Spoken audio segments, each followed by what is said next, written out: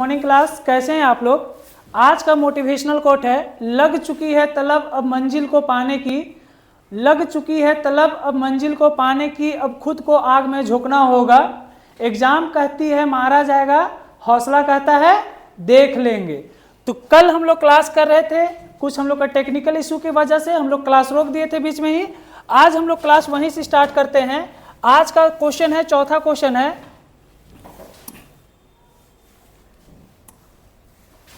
आज का क्वेश्चन है कि एक दुकानदार को एक वस्तु, अच्छा ये क्वेश्चन हो चुका था कल, हम लोग इसका आगे क्वेश्चन करते हैं।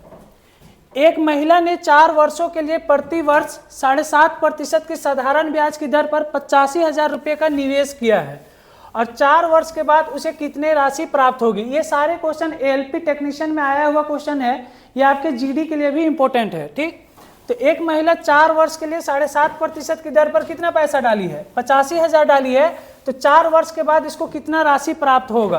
तो हम लोग को पता है कि जितना पैसा डालते हैं उसको प्रिंसिपल बोलते हैं, जितना दर से ब्याज मिलता है उसको रेट बोलते हैं, और 4 वर्ष ये क्या हो गया, टाइम हो गया। तो हम लोग को पता है कि simple interest is equal to होता है P into R into T by क्या हो जाता है, 100 होता है। तो P कितना है, 85,000 है, गुना आर कितना है, 7.5% है। तो 7.5% को अगर हम पूर्णांक में तोड़ेंगे तो 7 दूनी 14 और 1 15 हो गया, 15/2 हो गया। टाइम कितना है, 4 वर्ष है। ठीक, और बट्टा में क्या आ जाएगा, 100। तो 0 से 0 कट गया, 0 से 0 कट गया, 2 1 2, 2 दूना 4, अब 15 दूना 30 हो गया, तो 850 गुना 30 हो गया। अब क्या बचा, 0 3 5 15, 3 8 24 और 1 25, एक 0 और बचा है, यानी कि 25,500 रुपया केवल मेरा क्या आया, ब्याज आया। अब मेरा पूछा है कि अमाउंट कितना होगा, तो अमाउंट बराबर होता है प्रिंसिपल प्लस सिंपल इंटरेस्ट। तो प्रिंसिपल कितना है, 85,000 है। ठीक, सिंपल इंटरेस्ट कितना निकाले हैं, 25,500 निकाले हैं। अब 25,500 निकाले, आप यहाँ भी आप ऑप्शन देखते हो तो पता चलता है कि 500 वाला कहाँ है, ऑप्शन ए में है, तो वही आंसर होगा। ऐसे हम जोड़ के बतला देते हैं आपको, 0 0 5 5 5 10 8 2 10 और 1 11। ठीक, तो कौन सा आंसर हो गया, पहला आंसर हो गया। आगे बढ़ते हैं। 12 और 39 के बीच का सभी प्राकृतिक संख्याओं का औसत ज्ञात कीजिए, जो 5 से क्या है, विभाज्य है। मतलब 12 से लेकर 39 तक के सभी उस प्राकृतिक संख्या को लेना है जो क्या हो, 5 से विभाज्य हो। तो 12 से 39 तक से 5 से विभाज्य संख्या कौन कौन है, एक 15 हो गया, एक 20 हो गया, एक 25 हो गया, एक 30 हो गया और एक 35 हो गया। 12 से 39 के बीच का प्राकृतिक संख्या यही है ना, जो 5 से विभाज्य है, 15 20 25 30 35। आपसे पूछा है कि औसत क्या होगा, तो औसत बराबर क्या होता है, आंकड़ों का योग बटे आंकड़ों की संख्या। तो आंकड़ों का योग निकाल लेंगे, 15 20 25 30 35। एकदम हम बेसिक तरीका से बतला रहे हैं ना, ऐसा नहीं बोलना है कि सर यहाँ तो इसका और भी बहुत सारा ट्रिक होता है, बहुत सारा ट्रिक होता है, ऐसा नहीं है। तो 15 20 25 30 35 हो गया, कितने संख्या है, 1 2 3 4 5 है, तो नीचे 5 लिख दिए। अब इसको जोड़ देंगे, 5 5 10 10 5 15 का 5 हो गया, हाथ में कितना बचा, 1 3 3 6 6 2 8 8 और 2 10 10 और 1 11 11 और 1 12 हो गया, बट्टा क्या हो गया, 5 हो गया। इसको काटेंगे तो क्या होगा, 5 दूना 10, 2 बचा, 5 5 25 हो गया, यानी कि कितना औसत निकल के आ गया, 25 निकल के आ गया। ठीक है ना। 12 और 39 के बीच, अच्छा सेम क्वेश्चन रिपीट हो गया है। आगे है, 50 सेंटीमीटर परिमाप वाले एक आयत की भुजाएं 1:4 का अनुपात में है। उस वर्ग का परिमाप क्या होगा जिसका क्षेत्रफल आयत के क्षेत्रफल के समान है। मतलब एक वर्ग है, उसका जो क्षेत्रफल है आयत के क्षेत्रफल के बराबर है बोला है, और उस आयत का परिमाप हमको दिया हुआ है और उसकी लंबाई और चौड़ाई का अनुपात दिया हुआ है। आपको बतलाना है कि वर्ग का परिमाप क्या होगा। तो पहले हमको पता है कि आयत की जो भुजाएं है उसका अनुपात क्या है, 1:4 है। यानी कि हम ये बोल सकते हैं कि अगर लंबाई जो होगा x होगा तो चौड़ाई कितना होगा, 4x हो जाएगा, होगा ना। अब हमसे पता चल गया है कि लंबाई अगर x होगा तो चौड़ाई कितना होगा, 4x होगा। अब इसका हमको परिमाप पता है, तो आयत का परिमाप बराबर क्या होता है, आयत का परिमाप बराबर क्या होता है, तो आयत का परिमाप बराबर होता है फॉर्मूला 2 × L + B होता है। अब परिमाप हमको पता है कि परिमाप कितना है, 50 है, 2 हो गया, l का वैल्यू कितना हो जाएगा, तो l का वैल्यू है x, b का वैल्यू कितना है 4x हो गया। 2 से 50 कट गया, 25 बचा, 4 और 1 5x हो गया, 5 से 25 कट गया, 5 आ गया, यानी कि x का वैल्यू कितना आ गया 5 आ गया, x का वैल्यू 5 आया ना। अब हम इसमें लंबाई या चौड़ाई निकाल सकते हैं। अब लंबाई कितना हो जाएगा 5, तो चौड़ाई कितना हो जाएगा 20। अब इसका अगर हम क्षेत्रफल निकालेंगे तो क्षेत्रफल लंबाई गुना चौड़ाई होता है, यानी कि 100 हो गया ना। अब आपसे पूछा है कि आयत का क्षेत्रफल वर्ग के क्षेत्रफल के बराबर है, तो वर्ग का भुजा निकालेंगे तब तो परिमाप निकाल लेंगे।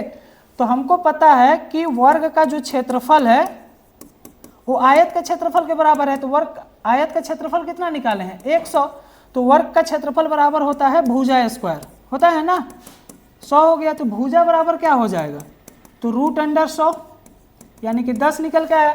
अब परिमाप पूछा है, तो वर्ग का परिमाप का फॉर्मूला क्या होता है 4 गुना भुजा, एक एक चीज हम लिख दिए हैं ताकि आपको समझ में आए। तो 4 गुना 10 कितना हो गया 40 हो गया, यानी कि 40 सेंटीमीटर होगा वर्ग का परिमाप। कोई दिक्कत। अब बोल रहा है कि यदि 90 किलोमीटर प्रति घंटा की चाल से यात्रा कर रही एक ट्रेन 5 सेकंड में एक खंभे को पार करती है, तो ट्रेन की लंबाई क्या है। ठीक, ट्रेन का स्पीड है 90 किलोमीटर प्रति घंटा और कोई खंभा है, उस खंभा को ये कितने सेकंड में पार कर जाती है 5 सेकंड में पार करती है, तो ट्रेन का लंबाई पूछा है।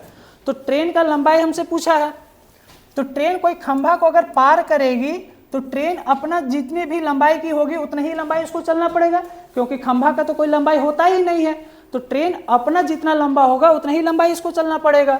अब ट्रेन कितना समय में पार कर रही है 5 सेकंड में पार कर रही है। ठीक, चाल हमको पता है, स्पीड पता है, स्पीड हमको पता है ना, स्पीड कितना है 90 किलोमीटर प्रति घंटा है। अब हम यहाँ देख रहे हैं कि टाइम सेकेंड में है और जो भी मेरा डिस्टेंस है वो मीटर में है, और स्पीड किस में दिखा रहा है किलोमीटर प्रति घंटा में, तो इसको हम मीटर पर सेकंड में चेंज करेंगे ना, 5/18 से गुना कर देंगे तो 18 × 5 = 90, यानी कि स्पीड आ गया मीटर पर सेकंड में 25 मीटर पर सेकंड आ गया। आपसे क्या पूछा है लंबाई यानी कि दूरी पूछा है, तो दूरी बराबर क्या होता है चाल गुना समय।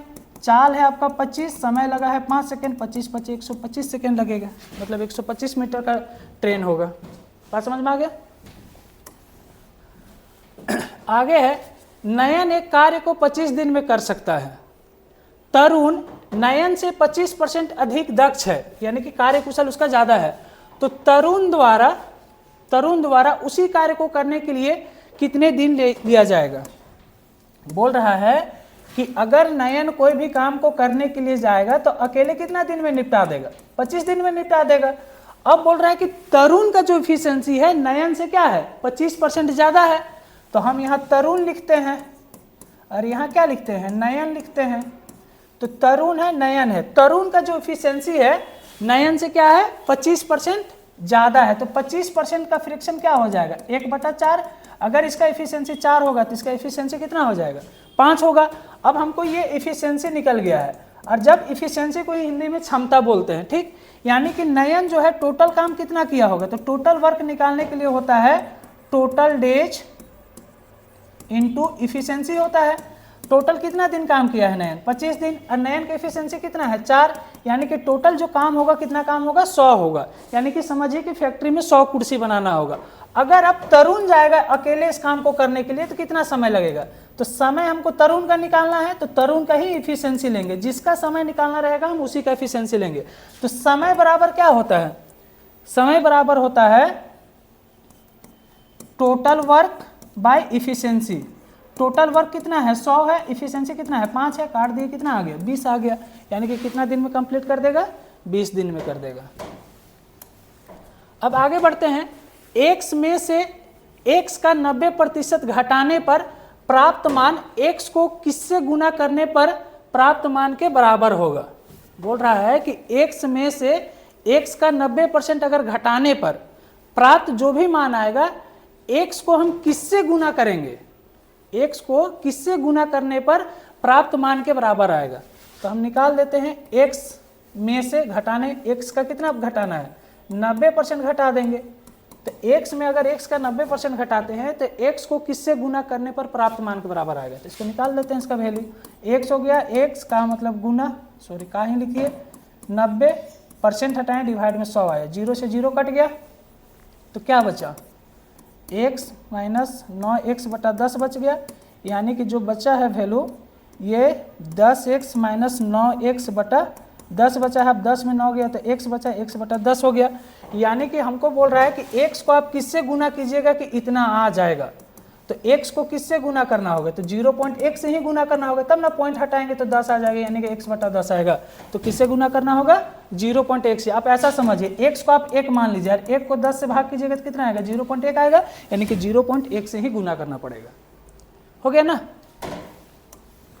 आगे है, एक परीक्षा में उत्तीर्ण होने के लिए एक छात्र को अधिकतम कुल अंकों में से 780 अंक प्राप्त करने होते हैं।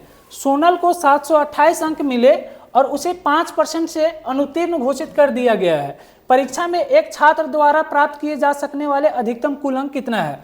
मतलब सोनल नाम की एक लड़की है, अगर उसको एग्जाम में पास होना है तो 780 नंबर लेकर आना है, लेकिन वो कितना नंबर लेकर आई है, 728 नंबर, और 5% से वो क्या हो गई, फेल हो गई है। तो परीक्षा कितना नंबर का हो रहा था, मतलब टोटल कितना नंबर का एग्जाम हो रहा था, ये बतलाना है। तो देखिए, पास होने के लिए उसको कितना चाहिए था, 780 नंबर चाहिए, लेकिन सोनल लेकर आई कितना थी, सोनल कितना लेकर आई थी, 728 नंबर लाई थी ना, और कितना नंबर से, कितना परसेंट से फेल हो गई, 5% से। अगर ये 5% और लाती तो पास नहीं हो जाती ना। 780 में पास होना था, लेकिन वो लेकर आई थी 728, यानी कि कितना परसेंट से फेल हो गई बोल रहा है क्वेश्चन, 5% से फेल हो गई, यानी कि 5% नंबर और रहता तो ये पास हो जाती, यानी कि ये भी पास का नंबर ही है। तो 780 बराबर ये हो गया। अब हम एक जात को एक साइड में कर देते हैं, 780 हो गया, ये प्लस में है, इधर आके क्या होगा, माइनस में होगा, बराबर क्या हो गया, 5%। अब इसको घटा देते हैं तो 10 में 8 गया तो 2 बचा, फिर कितना है 7, 7 में 2 गया तो 5 बचा, यानी कि 5% का जो वैल्यू है 52 दिखला रहा है, तो 1% का जो मान होगा 52 बटा कितना हो जाएगा, 5। अब 1% का मान हमको निकल गया, हमसे अधिकतम मान पूछा है, तो अधिकतम कितना परसेंट का नंबर हो सकता है, 100% का ही हो सकता है। तो 100% का वैल्यू क्या हो जाएगा, तो 52 बटा 5 गुना 100 हो गया ना। 5 से काट दीजिए, 5 एका 5, 5 दूना 10, यानी कि 2 दूना 4, 2 पचे 10, यानी कि टोटल कितना नंबर का एग्जाम था, 1014 नंबर का। बात समझ में आया, दोनों पास था इसलिए हम बराबर किए हैं। तो टोटल कितना नंबर का एग्जाम था, तो 1040 नंबर का एग्जाम था। ठीक, दिए गए व्यंजकों का मान ज्ञात कीजिए, बहुत इजी है। 6 + 6 गुना 6 है, तो 6 6 36, 36 में 6 घटा दिए, कितना बचा, 36 हुआ, 6 घटा दिए, फिर 6 जोड़ दिए, तो ये तो घट गया, तो 36 ही बचा ना।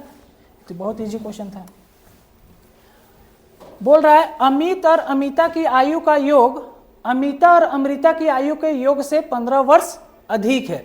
तो अमृता और अमित से कितने वर्ष छोटी है, अमृता अमित से कितने वर्ष छोटी है।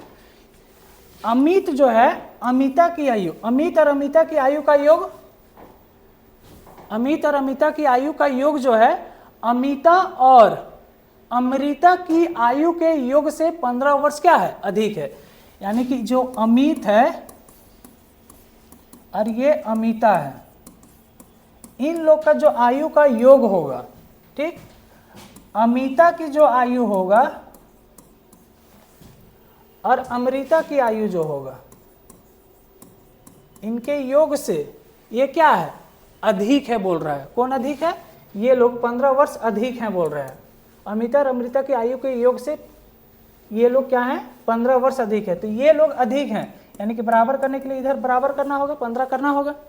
बोल रहा है कि अमित और अमिता का जो आयु का योग है ना, अमिता की आयु और अमृता की आयु के योग से क्या है, 15 वर्ष अधिक हैं। कौन, अमित और अमिता की आयु। ठीक, तो अब हम इसको क्या कर सकते हैं, तो पूछा है अमृत और अमिता से कितने वर्ष छोटी है। तो अमिता अमिता इधर आएगी, कैंसिल हो जाएगी। अब यहां देखिए, अमित हो गया है, अमिता हो गया है। ठीक, एक एक नाम लिख रहे हैं, नाम सेम है इसलिए। अब ये लोग क्या है, प्लस में है, इधर आएंगे तो क्या होगा, अमिता माइनस में आ जाएगी और अमृता भी माइनस में आ जाएगी। ठीक, बराबर क्या बचेगा, 15 बचेगा। और अमिता से अमिता कैंसिल हो जाएगी, अब क्या बचेगा, अमिता और अमृता का अंतर आ जाएगा। और अमिता और अमृता का अंतर कितना ही आया, 15 आया है। आपसे वही पूछा है कि अमृता अमिता से कितने वर्ष छोटी है, तो कितने वर्ष छोटी है, 15 वर्ष ही छोटी है। ठीक, क्वेश्चन बहुत आसान है लेकिन इसमें थोड़ा लॉजिक डाल दिया था। ठीक, क्वेश्चन बहुत ही इजी था। 20% वार्षिक साधारण ब्याज की दर पर कोई धनराशि कितने समय में स्वयं का दोगुना हो जाएगा। ठीक, 20% वार्षिक साधारण ब्याज की दर पर कोई धनराशि कितने समय में स्वयं का दोगुना हो जाएगा बोल रहा है। अगर हम 1 रुपया डाले हैं, ऐसा समझो 1 रुपया अगर हम डाले हैं तो इसको हम कितना समय तक छोड़ दे कि ये पैसा स्वयं का 2 गुना हो जाएगा, यानी कि 2 रुपया बन जाएगा। अगर हम 1 रुपया डाले हैं तो ये मेरा क्या बन गया, प्रिंसिपल बना। ठीक, और हम इसको कितना समय तक छोड़ दे, ताकि बैंक हमको कितना ब्याज देता है, 20% ब्याज देता है, कितना समय तक छोड़ दे कि ये 2 गुना हो जाएगा बोल रहे हैं, यानी कि 2 रुपया बन जाएगा, यानी कि ये क्या बन गया, अमाउंट बन गया। अब बतलाइए कि हम ब्याज कितना कमाए हैं। तो ब्याज हम कमा लिए 1 रुपया, 1 रुपया डाले थे, 20% की दर पर बैंक हमको ब्याज दे रहा था, हम T समय तक छोड़ दिए तो कै रुपया बन गया मेरा पैसा, 2 रुपया बन गया, यानी कि हम ब्याज कितना कमाए, 1 रुपया कमाए। अब आपसे पूछ रहा है कि कितना समय तक छोड़े होंगे, तो समय निकालना है। तो समय बराबर होता है ब्याज गुना 100 बटा मूलधन गुनी दर। ठीक, एकदम हम एक एक चीज लिख दे रहे हैं। अब ब्याज कमाए हैं 1 रुपया गुना 100, मूलधन कै रुपया था, 1 रुपया ही डाले थे, दर कितना था 20% था, तो 20 25 100 हो गया, यानी कि कै वर्ष छोड़े होंगे, 5 वर्ष तक छोड़े होंगे बैंक में पैसा। कितना आंसर हो गया, 5 वर्ष।